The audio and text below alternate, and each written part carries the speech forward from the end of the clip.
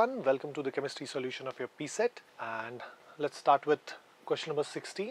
16 में आपसे पूछा गया है which of the following pairs of atomic numbers represents elements belonging to the same group. अब अगर आप periodic table को visualize कर सकते हैं तो आपको पता होगा कि roughly वो कुछ ऐसा दिखाई देता है, right? अब फर्स्ट रो में आपको दिखाई दे रहे होंगे दो एलिमेंट्स, यानी कि सेकेंड रो का करस्पॉन्डिंग एलिमेंट अगर मुझे निकालना है तो उसके लिए मेरे को एटॉमिक नंबर में +2 करना पड़ेगा, राइट? यानी कि अगर आप देखें इसका एटॉमिक नंबर हाइड्रोजन इसका 1 होता है और यहाँ पे लिथियम एटॉमिक नंबर क्या होता है 3, है ना? अब उसी तरीके से अगर आप देखें सेकेंड रो का बात, सेकेंड रो में हमारे पास कितने एलिमेंट्स हैं 8, राइट?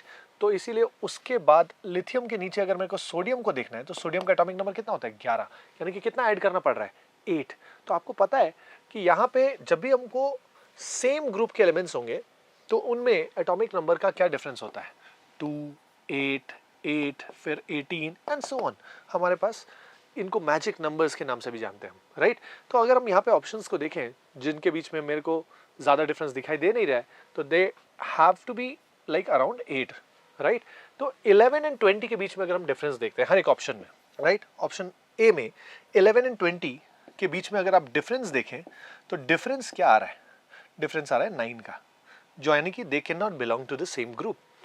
सेकेंड ऑप्शन को ऑब्जर्व कीजिएगा 12 एंड 30, 12 एंड 30, 12 एंड 30 के बीच में अगर हम देखें तो यहाँ पे अगर and these elements are pretty recognisable, अगर आप देखें तो 12 is magnesium, right? And 30 if you know is zinc, right? अब मैग्नीशियम के नीचे वाला एलिमेंट जो होगा वो हमारा कितना होगा 8 एलिमेंट्स के बाद ही आना चाहिए, यानी कि यहाँ पे क्या होना चाहिए 20 एटॉमिक नंबर वाला, जो कि कौन है कैल्शियम, राइट? लेकिन यहाँ पे क्या दिया हुआ है 30, 30 है मतलब क्या जिंक, जिंक तो हमारा मैग्नीशियम जैसा सेम ग्रुप में आ नहीं रहा, यानी कि ये वाला भी करेक्ट आंसर नहीं हो सकता। तो next is again option number C 13 and 31, 13 and 31 में अगर हम देखें डिफरेंस तो आपको क्या दिखाई दे रहा है, तो आपको दिखाई देगा यहाँ पे कि यहाँ पे डिफरेंस आ रहा है 18, 18 मेरे को बताइए यहाँ पे आ रहा है 18 भी है one of the magic numbers, और अगर आप यहाँ पे देखते हैं तो 13 आता है हमारा एल्यूमिनियम और 31 आता है हमारा gallium, and they belong to the same group that is group number 13, correct? तो ये तो हमारा आंसर होना चाहिए। जस्ट फॉर श्योरिटी हम एक बार ऑप्शन नंबर डी को भी चेक कर लेंगे। ऑप्शन नंबर डी में अगर देखें 14 एंड 33, तो यहाँ पे जो डिफरेंस आ रहा है ये डिफरेंस ही आ रहा है आपका 19 का, तो ये तो आंसर नहीं हो सकता। तो final answer is going to be R C. Okay, coming to the next question. Next question बोला है an element X of second period combines with hydrogen to form a compound XH3। तो हमारा second period का element और वो hydrogen के साथ एक कंपाउंड बना रहा है of the form XH3। Now, the element X is placed on the right side of the periodic table. Okay, got it. Now, what is true about the element X? अब अगर हम देखते हैं यहाँ पे क्वेश्चन नंबर 17 का बात कर रहे हैं हम, तो अगर सेकेंड पीरियड के एलिमेंट्स का बात करते हैं हम तो लिथियम, फिर beryllium, boron, carbon, nitrogen, oxygen, fluorine और नियॉन, राइट? अब यहाँ पे अगर हम देखें वो एलिमेंट हाइड्रोजन के साथ कैसा बॉन्ड बनाता है, मैंने क्या कैसा कंपाउंड बनाता है। अब मेरे को बताओ, हम लोग को बोला है it lies on the right side of the periodic table, यानी कि हम क्या कोशिश करेंगे, हम देखेंगे राइट साइड में आपको पता है कि यहाँ पे ये दोनों एस ब्लॉक के होते हैं, ये होते हैं पी ब्लॉक के, तो राइट हैंड साइड में ये सब में से ही कुछ एक होना चाहिए। अब यहाँ पे भी अगर हम देखें तो बोरोन और कार्बन यही दो एलिमेंट हैं जो BH3 और बोरोन और नाइट्रोजन, बस ये दो एलिमेंट हैं जो कि BH3 और NH3 जैसे XH3 के फॉर्मेट में कंपाउंड्स बनाते हैं हाइड्रोजन के साथ। अब अगर हम देखते हैं इनके बारे में क्या डेटा दिया हुआ है, एक एक करके स्टेटमेंट दिया हुआ है। बोला इट हैज 2 वैलेंस इलेक्ट्रॉन्स, क्या वो दोनों में से किसी के लिए भी करेक्ट है? अगर वैलेंस इलेक्ट्रॉन्स चेक किया जाए, वैलेंस इलेक्ट्रॉन्स हमारे पास बोरोन के पास 3 है, इसके पास 5, तो स्टेटमेंट 1 तो गलत आ रहा है, राइट? सेकेंड स्टेटमेंट का बात करें, it is a metal and is solid. अब इन दोनों में से कोई भी मेटल नहीं है, इन दोनों में से कोई भी मेटल, यानी कि सेकंड स्टेटमेंट के साथ भी मैं डिसएग्री करूंगा। अब 3 वाला बोला it is a non metal and is a gas, तो 3 is it is a non metal, बिल्कुल नॉन मेटल है, दोनों ही है, लेकिन गैस बोला है। अगर गैस बोला है तो अगर वो करेक्ट है तो वो बस नाइट्रोजन के लिए करेक्ट होगा, लेकिन बोरोन सॉलिड होता है, ओके, बोरोन सॉलिड फॉर्म में एग्जिस्ट करता है। तो ये स्टेटमेंट हम करेक्ट मान सकते हैं, but that will be true only for nitrogen. अब बोला इट हैज 5 वैलेंस इलेक्ट्रॉन्स, अब ये वाला स्टेटमेंट भी इसके साथ मैच कर रहा है, right. And XH3 reacts with water to form a basic compound. मेरे को बताइए, अमोनिया जब वाटर के साथ कंबाइन करेगा तो क्या बनता है?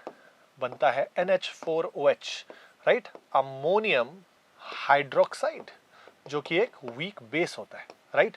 तो अगर हम देखें तो हमारा स्टेटमेंट 3, 4 और 5, 3, 4 एंड 5 तीनों करेक्ट हो रहा है, और वो मैच हो रहा है किसके साथ? अमोनिया के साथ। तो इसके बेसिस पे हम क्या बोल सकते हैं? हमारा करेक्ट आंसर होना चाहिए option number C. Okay, coming to the next question. बोला गया है हमें पीरियोडिक टेबल के अक्रॉस सर्टेन प्रॉपर्टीज को के ट्रेंड्स को ऑब्जर्व करने के लिए। ओके, अब जब भी हम पीरियोडिक टेबल में लेफ्ट से राइट जाते हैं तो उसको बोलते हैं अक्रॉस द पीरियड, और ऊपर से नीचे आते हैं तो उसको बोलते हैं डाउन द ग्रुप। ठीक है, तो अब आप मेरे को एक बात बताइए, हमें बोला है कुछ प्रॉपर्टीज को चेक करने। एक्स और वाई ऐसे प्रॉपर्टीज हैं जो लेफ्ट से राइट जाते वक्त इंक्रीज हो रहे हैं, और पी और क्यू कुछ ऐसे प्रॉपर्टीज हैं जो डाउन द ग्रुप इंक्रीज हो रहे हैं। तो एक एक करके ऑप्शंस देखेंगे। A is effective nuclear charge. What is effective nuclear charge? Effective nuclear charge is basically the net charge, the net nuclear charge experienced by the outermost electron in an atom. Right? अब left से right जब हम जाते हैं तो effective nuclear charge बढ़ता है, जिसकी and that is the reason कि साइज जो होता है हमारा वो धीरे धीरे कमते जाता है when I move across the period, right. ये तो आप जानते होंगे। तो हम क्या बोलेंगे? Effective nuclear charge, yes, effective nuclear charge, जिसको हम लोग शॉर्ट में Z इफेक्टिव भी लिखते हैं, increases when I move left right, यानी कि it matches with X. Then again it is non metallic character. Left side में आप जानते हैं मेटल्स हैं सारे, सोडियम, मैग्नीशियम, एंड जब मैं राइट साइड जाता हूँ तो फॉस्फोरस, सल्फर, क्लोरीन, ये सारे क्या है? Non metal. तो लेफ्ट से राइट जाते वक्त नॉन मेटालिक कैरेक्टर भी NMC यानी कि नॉन मेटालिक कैरेक्टर ये भी बढ़ता है, यस। तो it matches with X and Y, right. Next is atomic size. ऊपर से नीचे आते हैं तो आपको पता है कि नए नए शेल्स ऐड होते जा रहे हैं, जिसकी वजह से साइज क्या हो रहा है? बढ़ रहा है, एटॉमिक साइज इंक्रीज होता है। और ऊपर से नीचे आएंगे तो metallic character, yes, metallic character also increases. Why? And the reason is कि जैसे जैसे ऊपर से नीचे आते जाएंगे जो वैलेंस इलेक्ट्रॉन है वो न्यूक्लियस से दूर जाता जाएगा, यानी कि it will be easier for the atom to lose an electron and become positively charged. And since we all know that metals are electropositive in nature, that metallic character will increase, right? तो इसके basis पे हम बोल सकते हैं कि yes, effective nuclear charge and non-metallic character are increasing when I move across the period, and atomic size and metallic character are increasing when I move down the group, right? So this is completely matching with the figure that is given here in the question. So correct answer should be option number A. Okay? Coming to the next question. Question number 19. अब the difference in molecular weight of two consecutive members of a homologous series. अब एक homologous series क्या होता है? Homologous series is the ascending order of compounds having the same functional group.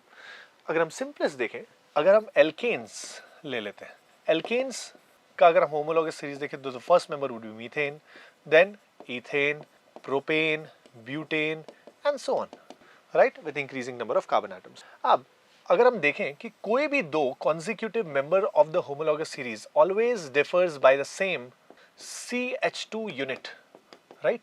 CH2 unit, और इसकी वजह से इनके बीच में जो मोलर मास का डिफरेंस आता है वो हमेशा क्या आता है? कार्बन और दो हाइड्रोजन का एटॉमिक मास का सम। तो कार्बन का एटॉमिक मास होता है 12 और दो हाइड्रोजन का 2, 12 प्लस 2 14। तो that is always the difference between the molar mass या molecular weight of two consecutive members of homologous series. और इसी के बेसिस पे हम देख सकते हैं इसका 16 होता है, इसका 30 होता है, इसका 44 होता है, and so on, right? It forms an AP, basically arithmetic progression. तो फाइनल आंसर हमारा क्या होगा? 14, that is option number B. Next 20. क्या बोला गया? Match column with 1 with column 2. And this is a question from carbon and its compounds. These are typical reactions which are given to you in your NCERT, right? Exactly वहीं से question है ये। अगर हम देखते हैं तो C2H5OH changing to CH3COOH. Now this is an oxidation reaction. Since this is an oxidation reaction, will require an oxidizing agent for this. Or oxidizing agent in the column 2 is alkaline KMnO4. So we can say कि A is matching with 3. Okay. As far as the second reaction goes, C2H5OH changing to CH2CH2. This is ethene. अब इस reaction को मैं और थोड़ा elaborate करके दिखाना चाहता हूँ आपको. जो C2H5OH लिखा हुआ है उसको मैं आपको दिखाऊंगा इस तरीके से. दिखाई दे रहा है? इसको मैंने लिखा CH3CH2OH और यहाँ CH3 को भी मैं कुछ इस तरीके से लिख सकता हूँ CH2H. तो अगर ये कंपाउंड इसमें कन्वर्ट हो रहा है यानी कि यहाँ से लॉस किस चीज़ का हो रहा है? क्या मैं बोल सकता हूँ यहाँ से ज़रूर ये निकल गया होगा? And this is nothing but loss of water. Loss of water is nothing but dehydration. And आपको शायद पता होगा कि डिहाइड्रेटिंग एजेंट जो यहाँ पे है वो है हमारा concentrated H2SO4 and obviously in presence of like on application of heat at 170 degrees Celsius. Okay, so हमारा B is matching with option number 1. Then CH4 changing to CH3Cl. CH4 को मैं ऐसे लिख सकता हूँ CH3H और जब वो Cl से रिएक्ट करता है in presence of sunlight जिसको हम H nu से रिप्रेजेंट करते हैं तो ये कन्वर्ट हो जाता है CH3Cl प्लस HCl में. तो दिखने में लगेगा आपको ये H ये Cl के साथ चला गया और ये Cl यहाँ आ गया. राइट. तो ये किस तरह का रिएक्शन है? एक सब्स्टिट्यूशन रिएक्शन है और सब्स्टिट्यूशन रिएक्शन के लिए हम क्या देते हैं Cl2H nu. राइट. अगर आप आगे जाके पढ़ेंगे कि ये free radical substitution reaction mechanism follow करता है. राइट. तो हम बोल सकते हैं कि for C it connects with option number 4. And once we have connected 3, then it's pretty clear कि D will automatically connect with 2, right? तो A3B1C4D2, A3B1C4D2, there is matching with option number D, which is our correct answer. Okay? Next is question number 21. 21 देखिए, what is observed when acetic acid and sodium bicarbonate solution are mixed. Okay, now acetic acid CH3COOH, right? हम सब जानते हैं, इसका नाम ही पता है कि ये एक एसिड है. और सोडियम बाइकार्बोनेट NaHCO3 ये एक बेसिक सॉल्ट है. राइट. बेसिक सॉल्ट है. बेसिक सॉल्ट है जिसकी वजह से ये क्या करना चाहेगा? ये एक H+ गेन करना चाहेगा. अब गेन करना चाहेगा, ये Na+ और HCO3- है. तो ये HCO3- यहाँ से एक H+ लेके H2CO3 बनाएगा और बन जाएगा एक सॉल्ट जिसको हम बोलते हैं CH3CO- Na+. Now since this reaction is exothermic, तो ये H2CO3 converts to H2O and carbon dioxide. तो ये कार्बन डाइऑक्साइड जो एक गैस है इसी के बारे में हमारे ऑप्शंस दिए गए हैं. क्या बोला है? Colourless odourless gases liberated. Yes, carbon dioxide is colorless and odorless. Yes, A is correct. Then a colorless gas that turns blue litmus red. अब कार्बन डाइऑक्साइड एक नॉन मेटालिक ऑक्साइड है यानी कि, और जैसे कि आप देख सकते हैं कि ये किससे बना है H2CO3 यानी कि इसका नेचर कैसा होगा? एसिडिक होगा और acidic substances will turn blue litmus to red. Right. यानी कि बी भी करेक्ट है. And that leads to me to the option number D which says both option A and B are correct. Right. So therefore D is our final answer. Next is question number 22. Extraction of highly electropositive metal is done by. Highly electropositive metals का जब हमको extraction करना होता है तो we use the process of electrolytic refining. तो electrolytic refining में क्या होता है? इन metals के molten salts को हम लोग electrolysis करते हैं and that is clearly given in option number B. So there is just knowledge based question. आपको ये पता होना चाहिए. Right? So that is our answer. Next, as far as question number 23 goes, देखिएगा, there are 4 metals A, B, C and D. Identify them by using the hints given below. क्या बोला गया है? बोला है A forms basic oxide. Okay. A forms basic oxide. Then B forms amphoteric oxide. Right? C का बारे में क्या बोला गया है? Oxide of C dissolves in water. Okay, oxide of C plus water gives what? Alkali, and D does not react with water at all. Okay, अब अगर हमको देखना है यहाँ पे तो सबसे पहले जो मेन क्राइटेरिया होना चाहिए आपका लाइन ऑफ थॉट इस क्वेश्चन को सॉल्व करने के लिए मोस्ट एफिशिएंटली, तो हम यहाँ पे लिखेंगे D plus water no reaction. Okay, now अब अगर हम देखेंगे, मैं क्या बोल रहा था, मैं बोल रहा था कि जो मेन क्राइटेरिया होना चाहिए, जो चीज़ के ऊपर आपका सबसे पहला अटेंशन जाना चाहिए, वो है हमारा एम्फोटेरिक ऑक्साइड। क्लास 10 के लेवल में द मोस्ट कॉमन, ऐसे तो हमारे पीरियोडिक टेबल में बहुत सारे एम्फोटेरिक ऑक्साइड्स हैं, राइट, लेकिन क्लास 10 के लेवल पे हमें जो most commonly observed amphoteric oxides मिलते हैं वो है ZnO एंड Al2O3, राइट, ये दोनों। अब क्वेश्चन वहीं से बेस्ड है, तो हमें बस आइडेंटिफाई क्या करना है, हमें एलिमिनेशन करना है यहाँ पे। तो बी में अगर हम देखें तो फर्स्ट ऑप्शन देखिए, उसमें बी को एल्यूमिनियम देकर रखा है, यानी कि एल्यूमिनियम का ऑक्साइड एम्फोटेरिक है। Yes, matches our condition. B second option अगर बी को देखें, बी में भी Na दिया हुआ है, तो Na तो हमारा एम्फोटेरिक ऑक्साइड नहीं बनाता, वो तो एक मेटल है, मेटल बनाता है हमारा basic oxide. Third option B में दिया हुआ है कॉपर, ये भी हमारा एम्फोटेरिक ऑक्साइड नहीं बनाता, राइट। और लास्ट में दिया हुआ है ऑप्शन नंबर डी में जिंक, तो जिंक बनाता है, यानी कि our answer has to be between A and D, इन दोनों में से एक होना चाहिए। That is the first thing that you should do. Now अब अगर हमें कंपेयर करें तो हम किसके बेसिस पे करेंगे, देखिए अब आपको ए को देखना है। ए को अगर ऑप्शन नंबर ए को देखें हम, उसमें दिया हुआ है ए गिव्स Zn। ए अगर Zn है तो मेरे को बताइए क्या वो बेसिक ऑक्साइड फॉर्म करता है? नहीं, थोड़ी देर पहले हमने बोला कि जिंक तो हमारा एम्फोटेरिक ऑक्साइड बनाता है, यानी कि ए तो आंसर हो नहीं सकता। अब अगर ए आंसर नहीं है तो let's just verify with option number D, A is copper, copper forms basic oxide. Yes, है ही नहीं, कॉपर क्यूप्रस ऑक्साइड और क्यूप्रिक ऑक्साइड वो जब पानी में जाता है तो CuOH2 बनाता है, राइट, तो वो एक बेसिक ऑक्साइड है। ZnO amphoteric, yes. K dissolves oxide of K, K2O will dissolve in water to form alkali। जब हम पोटेशियम के ऑक्साइड को पानी में डालेंगे तो KOH मिलता है, राइट। और D lead does not react with water at all in normal conditions, right. तो करेक्ट आंसर हमारा फाइनल क्या होगा? Option number D. Okay, the next question will be 24। Okay, बोला है metal rod M was dipped in a colored solution Y. After some time it was observed that the metal rod starts dissolving in the solution and the solution starts fading in color. However, colored precipitate Z was seen at bottom of the beaker. So basically this question is from reactivity series.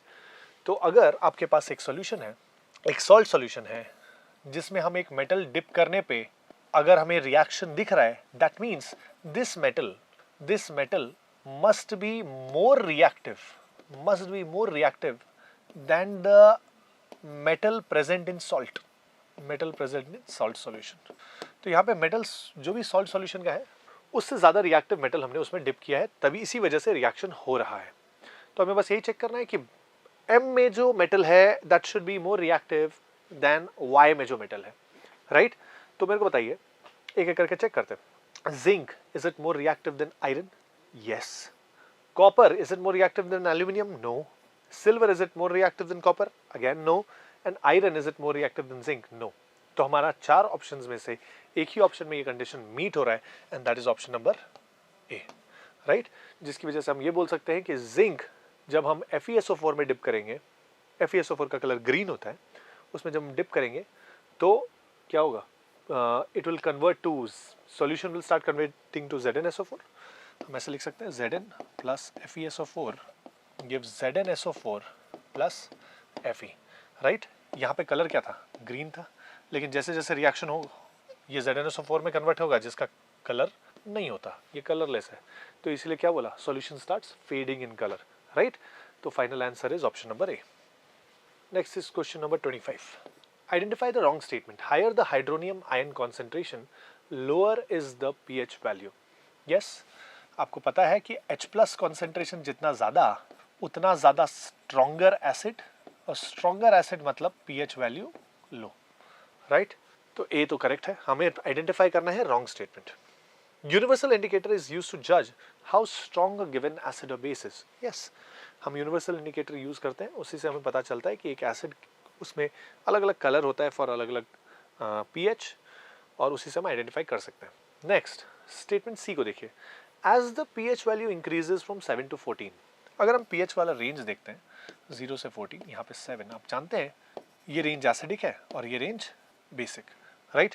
तो क्या मैं बोल सकता हूँ कि 7 से 14 जाते वक्त सॉल्यूशन अगर बेसिक हो रहा है, तो सॉल्यूशन अगर बेसिक हो रहा है तो यहाँ पे H प्लस क्या होना चाहिए, डिक्रीज होना चाहिए, OH माइनस इंक्रीज होना चाहिए। अब देखिए स्टेटमेंट क्या बोल रहा है, तो बोलता है as the pH value increases from 7 to 14 it represents increase in H plus ion concentration in the solution, but that does not match with the reality. That means option C that is given to you is the wrong statement and that should be our answer. Question number 26 देखिएगा, P is an aqueous solution of acid and Q is an aqueous solution of base. When these two are diluted separately, अब आप मेरे को बताइए, वापस से pH का solution question है, ये 7 किसका होता है, प्योर वाटर, प्योर वाटर। तो आप कोई भी एसिडिक सॉल्यूशन में अगर आप पानी ऐड करेंगे तो उसका pH किसको अप्रोच करेगा, pH विल अप्रोच 7। कोई भी बेसिक सॉल्यूशन है उसमें भी आप अगर पानी ऐड करेंगे तो उसका pH किसको अप्रोच करेगा, प्योर वाटर को अप्रोच करेगा, राइट। तो हमारा एसिडिक सॉल्यूशन का नाम क्या दिया है, P, और बेसिक सॉल्यूशन का नाम दिया हुआ है Q। तो P में अगर मैं वाटर डालता हूं तो pH शुड इंक्रीज, और Q में अगर मैं पानी डालता हूं तो pH शुड डिक्रीज। चेक कर लेते हैं क्या बोला, pH of P increases while that of Q decreases till neutralisation, right. फिर क्या बोला, pH of P decreases while that of Q increases till, नहीं, बिल्कुल नहीं। तो हमारा फाइनल करेक्ट आंसर क्या हो जाएगा, जैसे कि हमें दिख रहा है P का pH बढ़ना चाहिए, Q का pH कमना चाहिए। That is given in option number A। Next question is 27, identify the correct oxidant and reductant. Oxidant is just another word for oxidising agent, right, and reductant is just another word for reducing agent. Okay, now अगर हमें पूछा गया है, यहाँ पे एक reaction दिया हुआ है, राइट, हमें अगर यहाँ पे रिएक्शन दिया हुआ है और बोला गया है करेक्ट ऑक्सीडाइजिंग एजेंट और रिड्यूसिंग एजेंट आइडेंटिफाई करना है, तो हमें करेक्ट ऑक्सीडाइजिंग एजेंट और रिड्यूसिंग एजेंट आइडेंटिफाई करना है।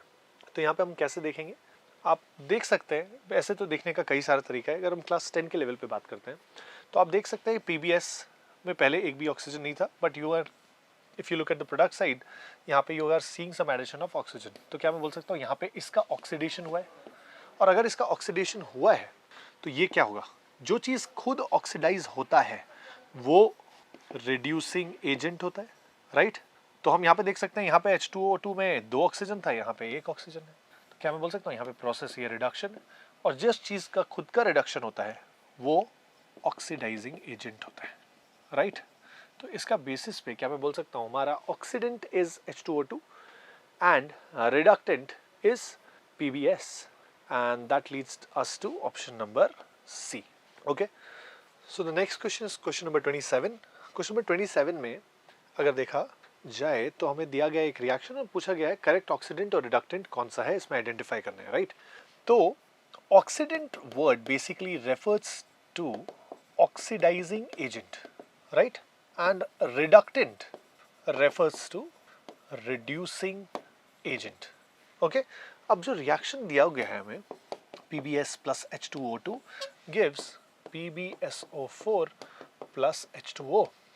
अगर इस रिएक्शन को देखा जाए तो आप देख सकते हैं PBS और यहाँ पे PbSO4, you can clearly see a gain of oxygen here, जिसके बेसिस पे हम इसको ऑक्सीडेशन बुला सकते हैं। एक्चुअली रिडॉक्स आइडेंटिफाई कर पाने के लिए बहुत सारे टेक्निक्स होते हैं, but on the level of class 10 हम डायरेक्टली गेन ऑफ ऑक्सीजन या फिर लॉस ऑफ ऑक्सीजन के बेसिस पे बात कर सकते हैं। तो यहाँ पे PBS का ऑक्सीडेशन हो रहा है, और कोई भी चीज़ जिसका ऑक्सीडेशन होता है वो खुद एक रिड्यूसिंग एजेंट होता है, राइट। और सिमिलरली अगर हम देखें H2O2 में यहाँ पे 2 ऑक्सीजन है, यहाँ पे 1, तो अगर ये इसमें कन्वर्ट हो रहा है तो क्या मैं बोल सकता हूँ यहाँ पे ऑक्सीजन कम रहा है, ऑक्सीजन का कमना मतलब रिडक्शन। और अगर ये रिडक्शन है तो कोई भी substance that undergoes reduction is an oxidising agent, right. यानी कि हमारा ऑक्सीडेंट हो गया hydrogen peroxide H2O2 and reductant हो गया lead sulphide that is PBS। तो अगर इसके बेसिस पे देखा जाए option C matches our answer. Okay, 28, तो which of the following salts on dissolving in water will give a solution with pH less than 7 at 298 Kelvin। अब हम जानते हैं कि एक एसिड और बेस रिएक्ट करके जब सॉल्ट और वाटर बनाते हैं, तो अगर हम एक स्ट्रॉन्ग एसिड और स्ट्रॉन्ग बेस लेते हैं तो जो सॉल्ट बनेगा उसका pH होता है 7। अगर एक स्ट्रॉन्ग एसिड के साथ वीक बेस लिया जाए तो यहाँ पे डोमिनेट करता है एसिड, जिसकी वजह से फाइनल सॉल्ट सॉल्यूशन का pH लेस देन 7 होता है। और अगर एक वीक एसिड का सॉल्ट बनाया जाए स्ट्रॉन्ग बेस के साथ तो हमारा pH हो जाता है ग्रेटर देन 7। अब 4 ऑप्शन जो हमें दिए गए हैं उसको हम आइडेंटिफाई कर सकते हैं। देखिएगा, ऑप्शन नंबर ए KCN।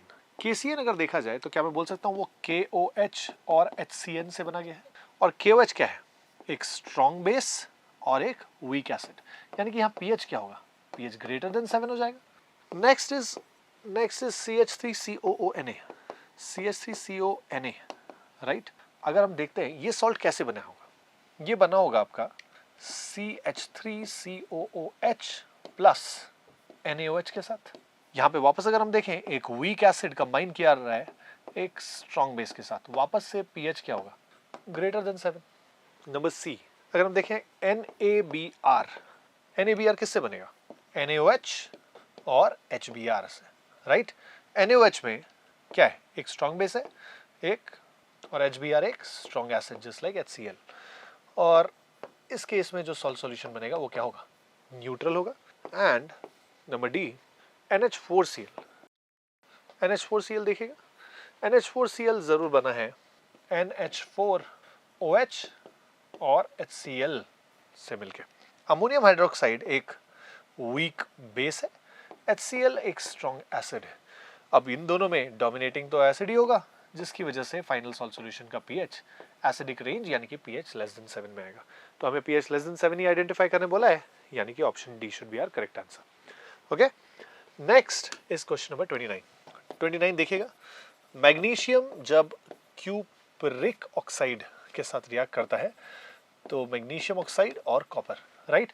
यहाँ पे आप क्लियरली देख सकते हैं कि मैग्नीशियम ऑक्सीजन गेन कर रहा है और कॉपर ऑक्सीजन लूज कर रहा है।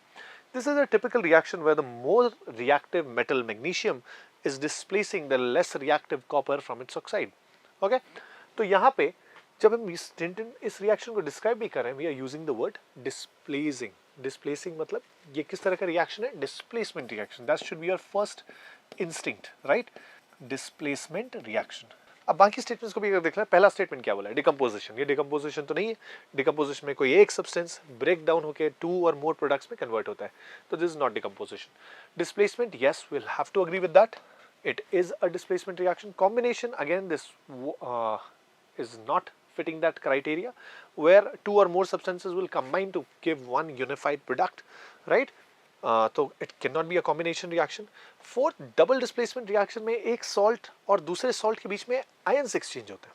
यहाँ पे 2 salts है ही नहीं, तो हम we can't say this is a double displacement reaction. But when we look at redox reaction, yes, magnesium oxygen gain कर रहा है, उसका oxidation हो रहा है, CuO का reduction हो रहा है, it is losing oxygen, right. यानी कि ये रिडॉक्स तो है, यानी कि 2 के साथ ये 5 भी, और 2 और 5 हमारे पास दिया हुआ है ऑप्शन नंबर सी में, राइट। तो that is our correct answer. Coming to the last question of the paper, combination of phosphorus and oxygen is an example of. Now phosphorus जब ऑक्सीजन के साथ कंबाइन करता है तो कंबाइन करके 2 तरह का ऑक्साइड बना सकता है, P2O3 और P2O5। अब इस प्रोसेस में अगर हम देखें तो phosphorus is ending up gaining oxygen atoms, यानी कि हम इसको किस चीज का एग्जांपल बता सकते हैं? Is an example of oxidation of phosphorus, right. तो अगर हम इसे हमें चूज करना हो तो हमारा फाइनल आंसर होगा ऑप्शन नंबर ए। ओके, तो that concludes the chemistry section of your PCET paper. I feel like the paper was moderate, and अगर you were in touch with your NCERT in class 10, तो I'm sure you were able to score a very good score. तो मेरे side से all the best. I hope आप लोग आगे भी इसी तरह से एग्ज़ाम देते रहेंगे, कॉन्फिडेंस बिल्डअप करते रहेंगे, और I hope to see you in class very soon. Thank you.